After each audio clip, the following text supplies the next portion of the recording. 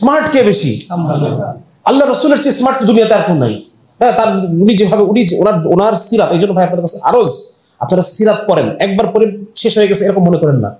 প্রতি বছর সিরাত পড়েন, প্রতি বছর একটা নতুন সিরাত আপনি নেন। না না, স্টোরি হিসেবে না, এটা হচ্ছে আমি কি নিব, এটা শিক্ষা আমার। হ্যাঁ, আমি এখান থেকে আল্লাহ রাসূল প্রত্যেকটা সিচুয়েশন কিভাবে ম্যানেজ করছেন, কিভাবে একটা সিচুয়েশন আল্লাহ রাসূলের জীবনে আসছে এবং ওই সিচুয়েশনটা আল্লাহ রাসূল কিভাবে ম্যানেজ করতেছেন, এই জিনিসটা খুঁজে বের করব। আমার জন্য কি শিক্ষা, আমার জন্য এখন এই যে সিরাতটা পড়তেছি আমি এখান থেকে কি নিতে পারি, এইভাবে আমাকে খুব ইনকুইজিটলি, মানে খুব আমাকে মানে গবেষণামূলক ভাবে আল্লাহ রাসূলের সিরাত আমরা পড়তে হবে। শুধু পড়ে গেলাম, গড় করে পড়ে ফেললাম, এরকম না। এবং দেখবেন যে আল্লাহ রাসূল সাল্লাল্লাহু আলাইহি সাল্লামের কাছে কিভাবে যার যে যোগ্যতা সেই যোগ্যতাটাকে ওই কাজে ব্যবহার করতেছেন।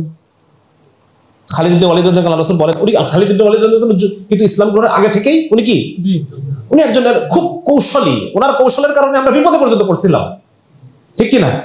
উহুদের যুদ্ধে যে মুসলমানদের যে একটা সাময়িক পরাজয়, এটা কেন হয়েছে? খালিদ রাদিয়াল্লাহু আনহুর কৌশলের কারণে। তাহলে আল্লাহ রাসূল ওনার কৌশলটাকে ইসলাম গ্রহণের পরে জাস্ট এই তোমার কৌশলে তুমিই থাকো, তোমার কাজটা তুমিই করো। এখন খালিদ রাদিয়াল্লাহু আনহুকে যদি মদিনার ইসে যদি বিচার করতে বসাই দেওয়া হইতো তাহলে এটা হইতো? তাহলে আল্লাহ রাসূল দেখেন হিউম্যান রিসোর্স ম্যানেজমেন্ট, এখন আছে না, নতুন নতুন সাবজেক্ট বেরিয়েছে না, হিউম্যান রিসোর্স ম্যানেজমেন্ট, একজন মানুষের যোগ্যতাকে কিভাবে ব্যবহার করব, এগুলো আল্লাহ রাসূলের চেয়ে সুন্দরভাবে কেউ দেখাতে পারছে?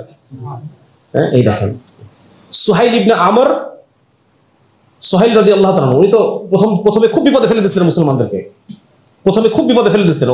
উনি আর খালিদ ইবনে ওয়ালিদ একসাথে এসে ইসলাম কবুল করছে। হুদায়বিয়া সন্ধির পরে একসাথে এসে ওনারা দুজন ইসলাম কবুল করছে।